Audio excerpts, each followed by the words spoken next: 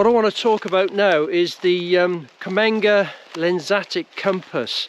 Okay, now you've seen a few specs about it just now.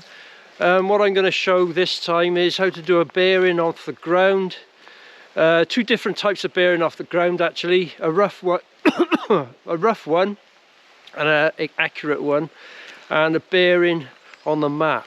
Okay, and also I want to explain a little bit of a fail that I bought two. The first one was a dud. Okay, so I want to tell you about that, and hopefully the company will pick up on it and do something. But anyway, first of all, the good compass and how to use it.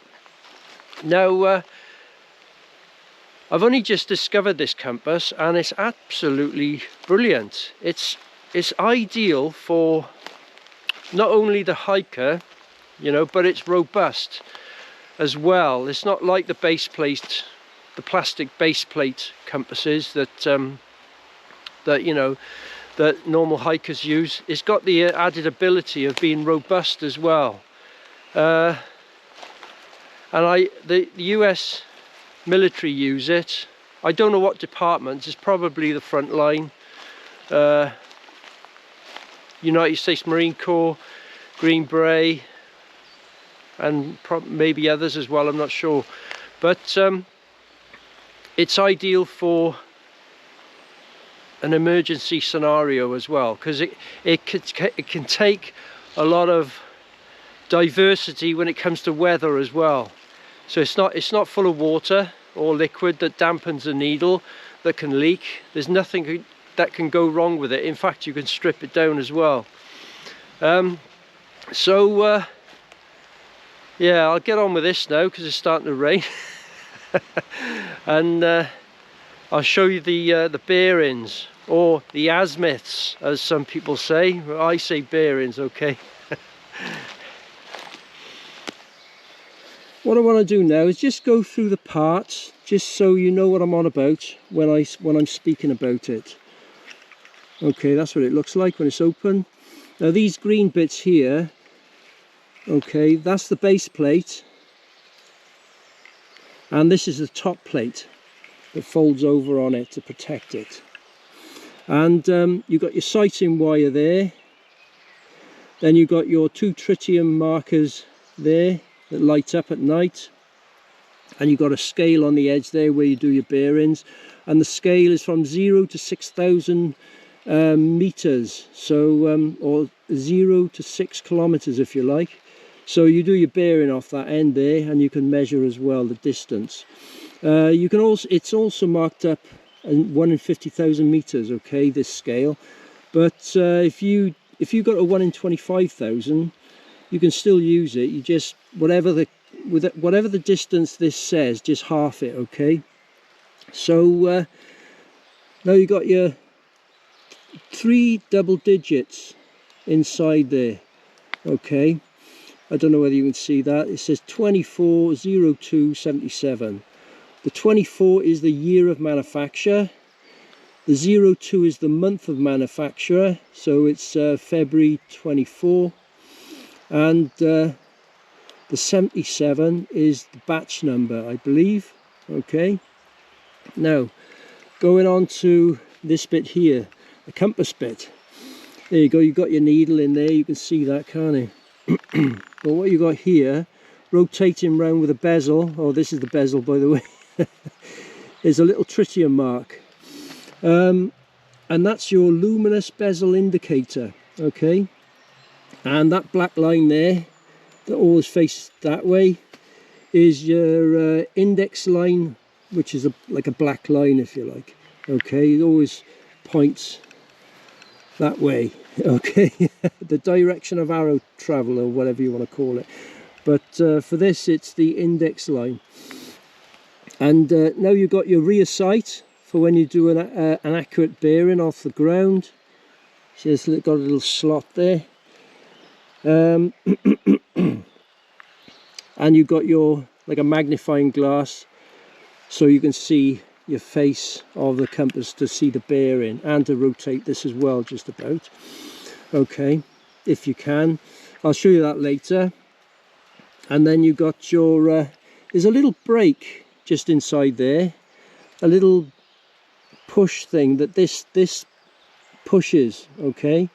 And what happens is when you put it in the folding position, it puts the brake on the compass needle. So I don't know whether you can watch this now, going round, and all of a sudden it breaks. Okay, I'll try and do that again. Going round, and all of a sudden it breaks. I'll try again. Going round, and all of a sudden it breaks. See how the brakes got put on then, so it's not gonna, the needle's not gonna rotate. There you go. And now it is. Then you've got your thumb loop just by there. Stick your thumb through it and hold it comfortably. And you've got your lanyard as well. Okay, so that's the parts. There's the 3 screws on the bottom there if you want to strip it down. There's no need to do that really, I suppose. Not often, but you can if you want to. I'm not sure what the manufacturers reckon, but it can be done. So yeah, I think that's it. So you just fold it away like that, and then wrap the rope around, and then stick it in your little sort of bag that you got.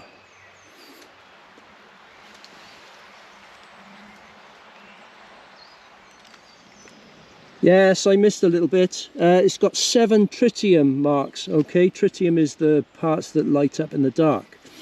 So there's 2 on the top plate there, between the little sighting wire or in the hole, and you've got your one on the bezel there that turns with the bezel. Don't know whether you can see that actually. It's right by there. And you got one on the north part of the needle, the black end if you like, by there, and 2 on the west and eastern mark, east-west marks, right there, and 1 big one just below this black line here. Okay, the index line. All right, so that's all the parts.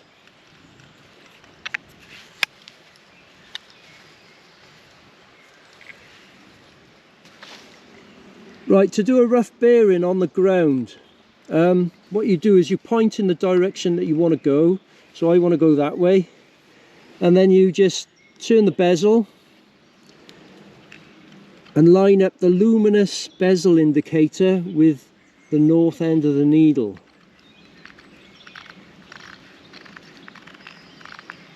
As accurate as you can. So I don't know, let's get it a bit closer. So there you go. It's lined up, and then you look up, and then away you go. So there you go. That's if you want to go in that direction. So it's all lined up. The north part of the needle to the tritium marker on the bezel. And at night it would be tritium to tritium, I suppose. Okay. Right, to do an accurate bearing off the ground, what you do is bring the top plate up like this, 90 degrees, and bring this lens down roughly in that position, so you're comfortable with what you could see through the rear sight and onto the plate as well, to take the bearing, to take the bearing, okay, the bearing figure if you like. So you put it in that position. Some people can actually rest it like that as well, but you do what you feel comfortable with. Okay, so you put it in that position, and then you read off the rear sight, and then through the little sighting wire there, and put the sighting wire on where exactly you want to go. Then you read what the bearing is off the plate there inside, take it away from your eye, and then turn the tritium mark that goes around with the bezel and line it up with your north part of the needle, or tritium, next to tritium, if like, if it's in the dark. So yeah, so that's it really. That's how you do an accurate bearing off the ground. So it's like this. Let's get it into position. There you go. And yeah, and then you put your thumb through the thumb loop like that. Hold it with both hands if you like, be nice and comfortable. Bring it up to your eye. Get comfortable with it. Look through the top sight, rear sight, and then the foresight if you like, the wire, the sighting wire. And then read what the bearing is, okay, on here, on this black line, okay.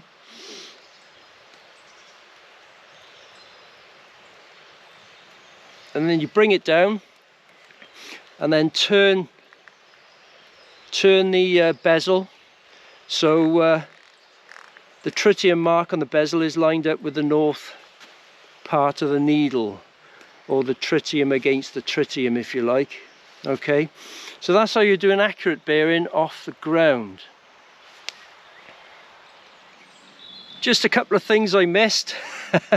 That bearing then was about 200 degrees, okay. So when I got the 200 degrees and I brought it down, okay, make sure that that black index line on the dial there, not the bit that goes round with the bezel, the one that stays pointing that way, make sure that the 200 degrees is lined up with that line first, okay. So that's 200, okay. Then you turn the bezel to line up the tritium marker with the north part of the needle, okay. And another thing, don't be tempted to look over the top of the rear sight and onto the sighting needle, okay, or the foresight if you like, because this sighting wire will be so blurred it'll be invisible anyway, so it won't be an accurate sort of bearing if you like. So what you want, you've got to get yourself comfortable, and you've got to use that rear sight as well, okay, that little slot there, and have it down like that, and you can read both the ground in front of you through the sight and this plate here to get the bearing, okay. And also give it a little wiggle like that. You might have to, you know, I'm on a slope here, so it's easy to have it slightly off, but just make sure it's flat, okay, and give it a little wiggle like this just to make sure it's flat, because it's going to be an accurate bearing. You want it to be accurate. If it's not accurate, it's your fault in there, not the compass. So just sort of get it right in it. So that's all I wanted to say.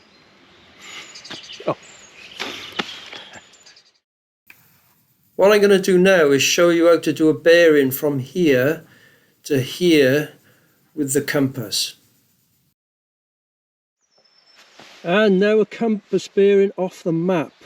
So I want to go, as I showed you, from that trig point there, across down to that path there. Okay, I know it's downhill and it's not too steep. So I want to do that instead of going all the way down there and to go back up to there. Okay, so what you do is get your compass, put the top plate down, top cover down like that, and get your thumb loop up as well. And you're going to use this edge here. This is where you're going to be, and that's the way you're going, okay. And you line it up the way you want to line it up, so there you go. And you turn this bezel such a way so the luminous bezel indicator lines up with the north part of the needle, okay, or tritium on tritium at night. And then you just bring it up like this, put the thumb loop down, hold it in such a way, bring yourself around, keep yourself behind the compass all the time, and there you go, you'd be going that direction. See the tritium lined up with the north part of the needle, okay? And it's good to hold it with both hands actually, because if you hold it with just one hand, your wrist is kinked, and if you relax, you sort of do this business and start, you know, so you're better off holding it with two hands, maybe like that with your fingers sticking out, or like that, whatever you fancy doing, to sort of keep it central, all right, and keep yourself behind it. There you go, make sure it's all lined up, and away you go, that way.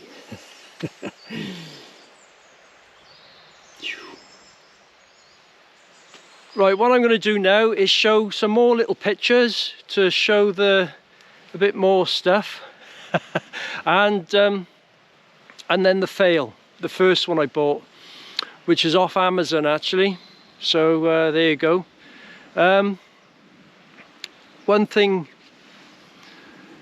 I've got to say, well, I don't have to say, but I want to say, when I bought this compass off, this good one now, off Cammenga, okay, from the United States. Bear in mind I live in the UK. It is exactly the same as buying anything online, okay. I didn't have any extra costs with the US mail, and I didn't have any extra costs with import tax, okay. It just took a tiny bit longer, and that was it. So everything was really good. So yeah, and also when you buy off cammenga.com, they want you to specify whether you want this compass to be northern hemisphere or southern hemisphere of the world. So that's pretty good, that is, because if you bought one online off someone else, a different company, and they don't say that, and you live in the northern hemisphere, you might get a southern hemisphere compass. So yeah, so they specify that as well. So, and also the manufacturing date on the top cover is the date of this time, okay. It's not an old one or anything like that. So there you go. Well, it wasn't for me anyway. So anyway, let's get on with the pretty pictures, and then I'll show you the fail bit. When measuring on a 1 in 25,000 map, whatever the answer is, just half it. And as you can see here, this square is 1 kilometre and instead of 2. And you start the measurement from this digit here.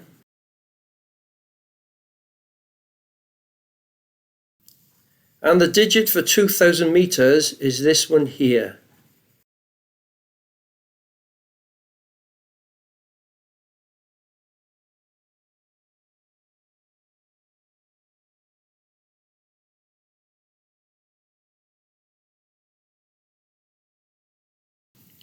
And now for the first one that I bought first of all that didn't work from Amazon. And this is the one that came from Amazon that didn't work. Okay, so I'll just show you. Exactly the same. It probably is cammenga, I don't know. It's manufactured in August 2019, so you can see it's a different one. And when I received it, opened the package, the brake was stuck on. There's a little wedge in there, it's not there anymore. It was stuck on. So when I put this on, the brake go on, but it wouldn't come off. And I worked on it all afternoon and it just wouldn't work. So I took it out in the end. I took the whole mechanism out. So it's just, there's no brake on it now. The bezel was extremely stiff to the extent where I had to actually strain to turn it, and I ended up having to put some lubricating oil on it to turn it to the way it is now. And when I turn it, there's no clicking either. Okay, so let's think that.